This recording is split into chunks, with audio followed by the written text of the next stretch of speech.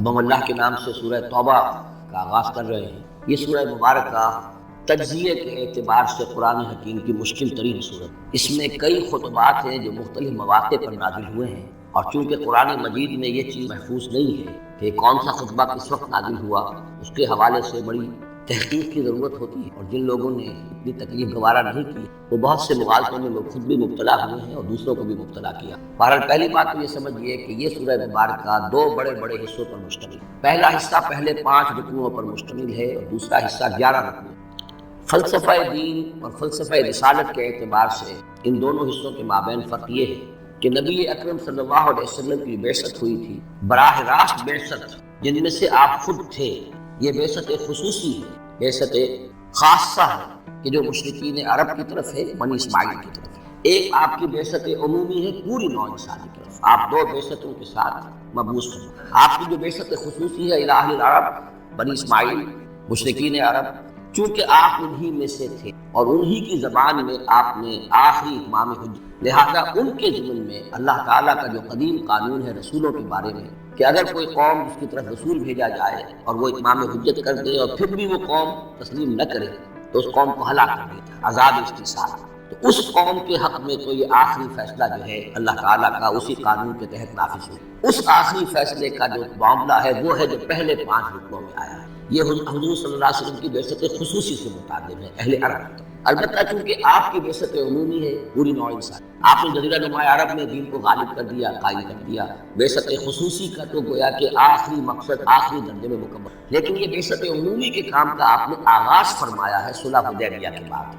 آپ نے 7 ہجری تک کوئی مبلغ کوئی داعی کہیں باہر نہیں، جب تک کہ جزیرہ نما عرب میں اس حد تک کامیابی نہیں ہو گئی کہ قریش نے آپ کو تسلیم کر لیا اور آپ کے ساتھ صلح کی، تو وہ جس کو کہ اللہ تعالیٰ نے انا فتحنا لک فتحا مبینا قرار دیا ہے، اس وقت تک آپ نے اپنی پوری توجہ، آپ نے پورا وقت، آپ نے ساری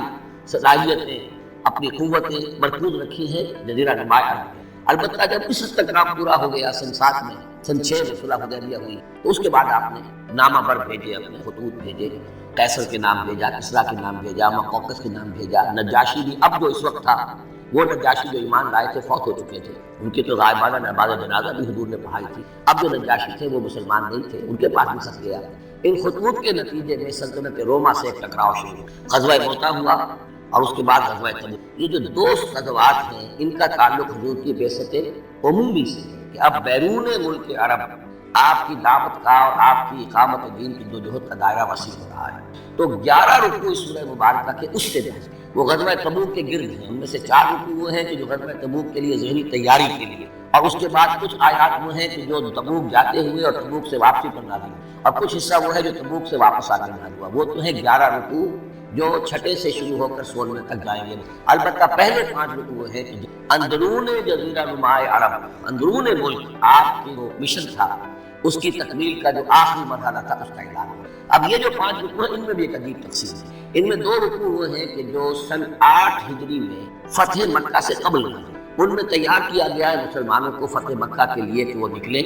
اور ساری رد و قدا ہو رہی ہے کچھ لوگوں کی طرف سے، کچھ منافقین کی طرف سے، کچھ سادہ دل مسلمانوں کی طرف سے، نیک دل مسلمانوں کی طرف سے، کچھ ایسے لوگوں کی طرف سے کہ جن کے وہاں رشتہ دار ہیں کہ اب اگر جنگ ہوگی اور جا کر ہم حملہ کریں گے مکے پر تو اس سے یہ ہے کہ رشتہ داروں کو بھی غضب پہنچے گا۔ کچھ ایسے مسلمان تھے جن کی فیملیز وہاں تھیں اور انہیں اندیشہ تھا کہ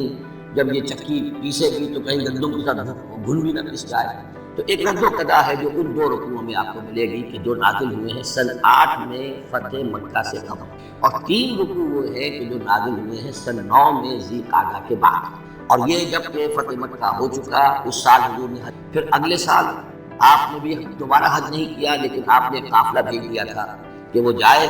اور اس کے امیر کی حیثیت سے حضرت ابوبکر صدیق رضی اللہ تعالیٰ عنہ تھے امیر الحج۔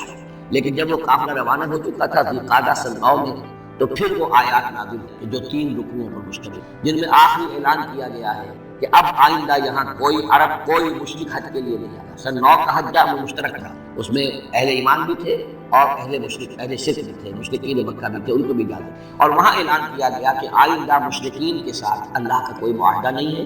اور ایک مہلت دی جا رہی ہے اتنی وقت معین کی، اس کے اندر یا تو وہ اسلام میں آئیں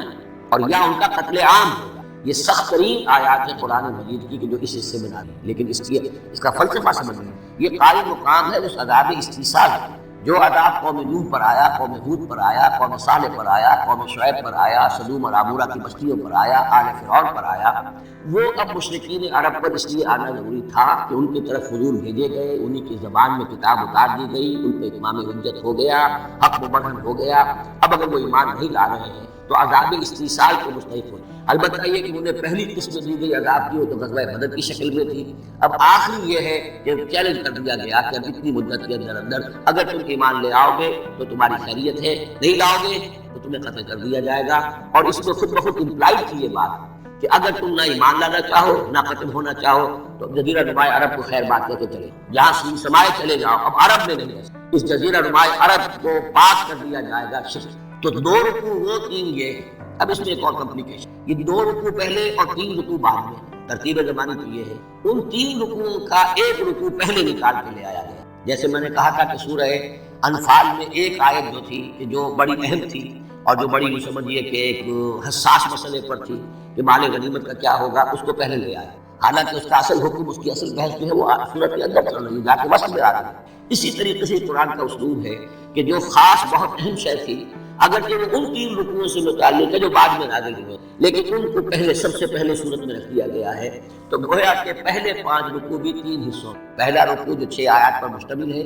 یہ وہ 6 آیات ہیں جن کو دے کر حضرت علی کو بھیجا حضور نے صلی اللہ علیہ وسلم، وہاں جا کر حج کے اعلان کرو، اعلان عام کر دو میری طرف سے کہ اب مشرکین کے ساتھ کوئی معاہدہ نہیں۔ اس کے بعد وہ 2 رکوع ہیں جو ایک سال پہلے جو ہے نازل ہوئے ہیں فتح مکہ سے قبل۔ پھر 2 رکوع وہی ہیں کہ جو ان 6 آیات کے تسلسل میں ہیں جو ذی قعدہ سے 9 ہجری میں نازل ہوئے۔ تو یہ 3 حصوں میں پہلے 5 رکوع، لیکن ان 5 رکوع کا تعلق محمد رسول اللہ صلی اللہ علیہ وسلم کی بعثت خصوصی کا جو تکمیلی مرحلہ ہے در حقیقت اس سے برات من اللہ و رسولہ، اعلان برات ہے، لا تعلقی کا اعلان ہے اللہ اور اس کے رسول کی طرف سے، الی الذین عاہدتم من المشرکین، ان لوگوں کی جانب جن سے ہے مسلمانوں تم نے مشرکوں میں سے معاہدے کیے، اللہ کی طرف سے سارے معاہدے ختم۔